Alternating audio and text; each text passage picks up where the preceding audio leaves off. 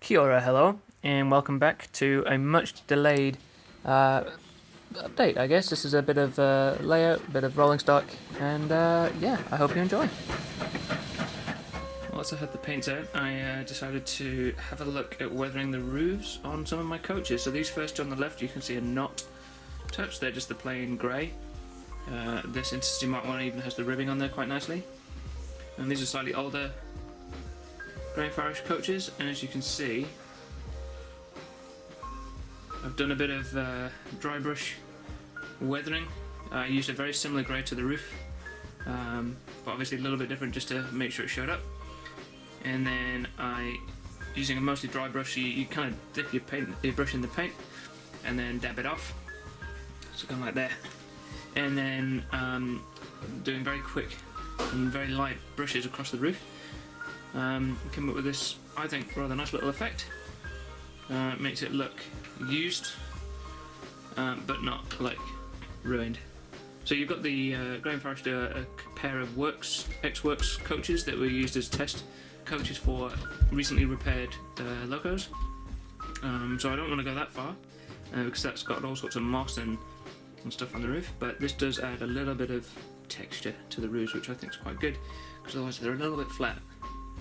A little bit, plain and boring. So I'll be finishing off the rest of the coaches in a similar fashion. So I've been threatening to make one of these for a while, but I'm finally getting around to making a little scenic piece just to display new stock on, and yeah, just to practice some techniques with like steady crest and stuff. So have a little progress video. So I've been continuing with the mirror wagons kits from Pico, which are these ones. The 10-foot butterfly steel open wagons, for those who can't read that. They're real cheap, like £7, £6 each or something ridiculous, and they come in a nifty little thing set. You get the body, which is a kind of brown colour, and then you get a weight and the chassis and some wheels and the clip-on bits. The hooks, the coupling hooks. The wheels are plastic, which may be a problem to some of you, but you can get replacements from various sources such as Parkside Dundas and Engage Society, I think, or at least they'll have links on where you can get wheels. So I've been working on painting these grey. I need to put the diagonal white stripe on them, and then I need to dramatically weather them. But the grey bit was first. I had to mix it myself because I'm using some cheap acrylics. I got some white to go with the grey, because the first colour I used was a bit dark, so I managed to mix my own by sight, and it's actually turned out rather well. As you can see, the real one is a bit darker, but then these are going to be, like I said, massively weathered, so we'll get very rusty, very dirty, so it doesn't matter too much that the colour is slightly out. In addition to that, I have been, I had the grey silver, the light grey paint out. I did my yeoman wagons a bit more. Like you can see there, that's quite clear weathering there, which I think looks quite good. And on the chassis there, again, just a bit of weathering just to highlight some of the details, which I think has come out quite well. So that's good. In addition to that, I also have my Arc Amy Roadstone wagons. So if I just make space, what I did with these is, as you might be able to see, is just highlighted the axle bearings and the brake wheels. I did that on all my yellow ones. So that's come out quite well, and then of course I can weather these now nicely to suit the loads that were in them. There you go.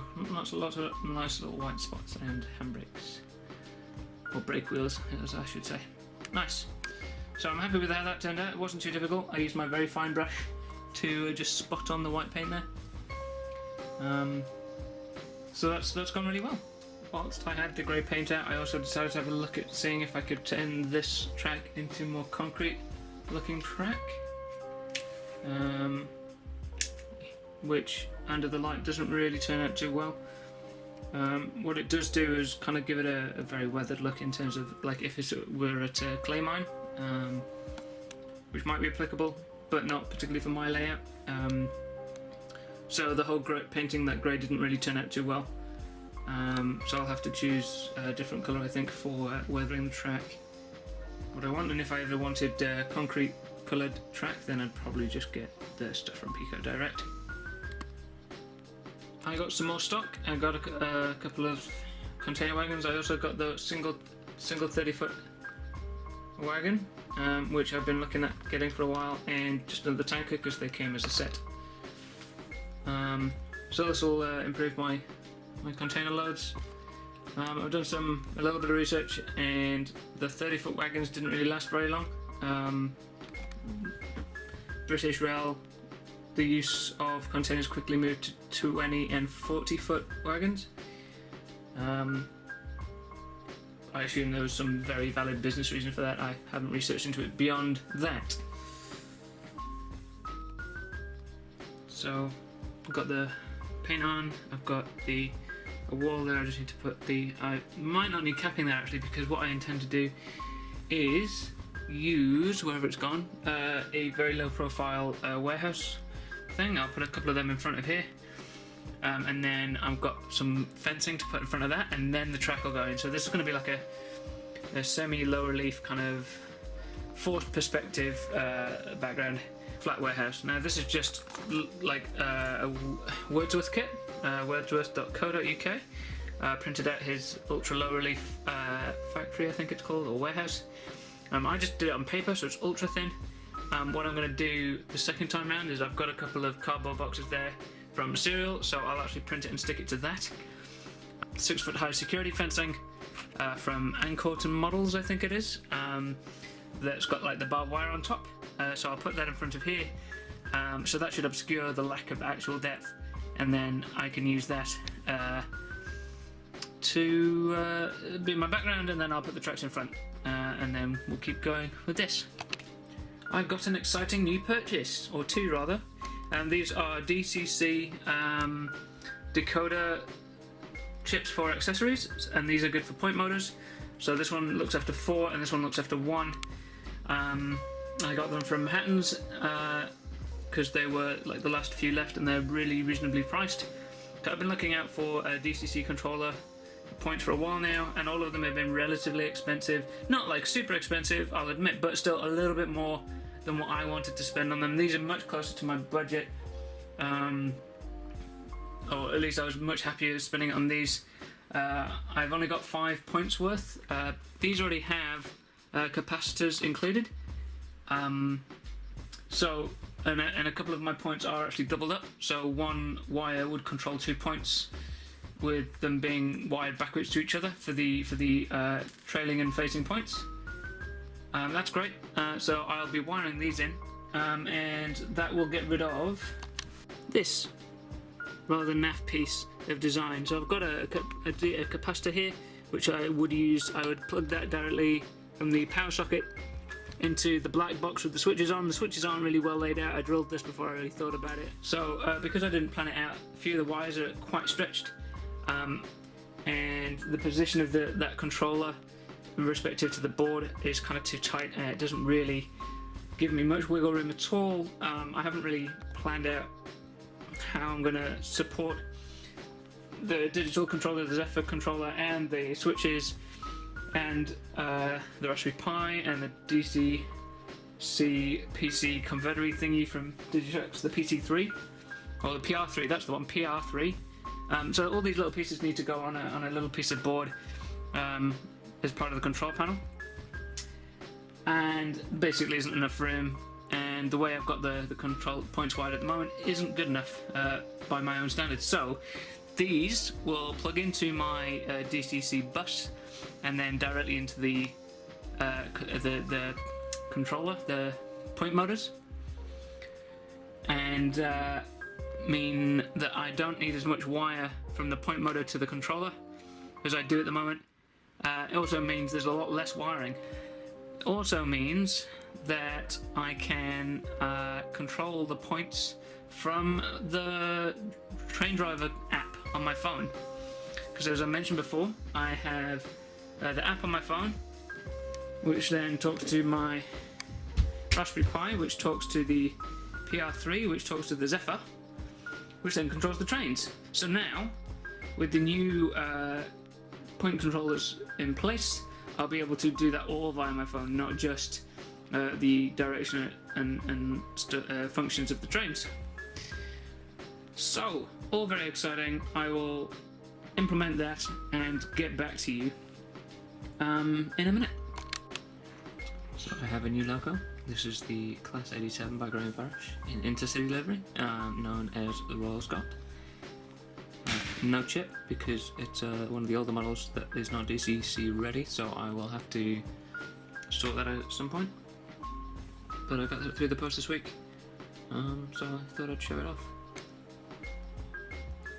It's currently just sat on the initials of my scenic bit, so yeah. Very exciting. So work is progressing on the micro scene. I have my road overbridge, which I cut down the girder for, the two walls. I'll be painting the interior wall later, or at least covering it with some brick paper. I've started on the Ankerton barbed wire security fencing stuff.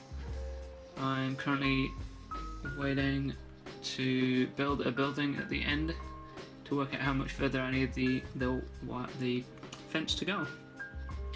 The building I will be building is a scalescenes.com Industry A warehouse, partly because it's a non-square design, it's a slightly quirky shape, and also it's something that I've had on my mind for a while now. I won't be doing a step-by-step like I did for the wall, because there are 46 odd steps or something, and it makes for a pretty dull bit of video. 45 steps anyway. So I'll just plow on with that. Here's some base layer already. I'll plow on with that and let you know when I'm done. So here we are. It's been a couple of months by now, I think, nearly, since I last updated. Partly because I sort of lost my mojo, and partly because this is just work stuff and I never really found time to do more modelling, but I've made some progress on my little mini scenic layout, as you can see. We've got some static grass going, which I'm really pleased about. So I've had the applicator for a while now, I just never got around to actually applying it. I had to get some batteries for it though. And I've glued down the far side track there. Not this near side one, I was just placing that in position. I did miss out a bunch of steps towards the end, partly because I kind of got bored and I didn't need it quite as robust, and it was getting really fiddly. It proves to be quite... I mean, the scale scenes instructions are really kind of thorough, if not a little daunting, and I kind of just run out of interest in doing all the final steps, excuse me. So obviously I need to glue down this second track, I need to ballast all the track and continue with the other greenery and stuff, but yeah, I figured I might as well give you an update now, seeing as this is how far I've got. The final bit of update for this episode, this layout update, is two logos. I've got a 60 in metal sector livery, 60029, and this was DCC fitted secondhand from Hatton's. I have got a 60 already, but it's an EWS livery, so a little bit later than what I normally model. So I'm very pleased I managed to pick this one up very reasonably priced. My other acquirement is a Class 37 035. It's also obviously an engineering livery and has the split head codes, which is something I've been hunting around for a while now, so I'm very happy with that. And I've double checked these and they all run well and the lights all work, and I've chipped them now. Well, I've chipped the 37, the 60 was already chipped.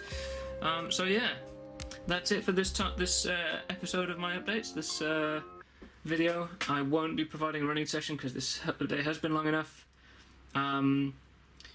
I will provide an update on the work I did with the wagons next time, along with a running session, which will probably use my randomisemytrains.com tool to help me choose some of the rolling stock sets to use. So happy modelling, and I'll see you next time.